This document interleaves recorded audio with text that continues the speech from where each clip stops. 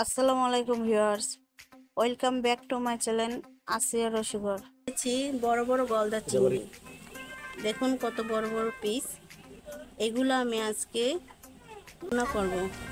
এখন মশলাটা মাখিয়ে নিব। সামান্য একটু হলুদের গুঁড়া, সামান্য একটু মরিচের গুঁড়া, একটু লবণ। এখন মাখিয়ে নিব।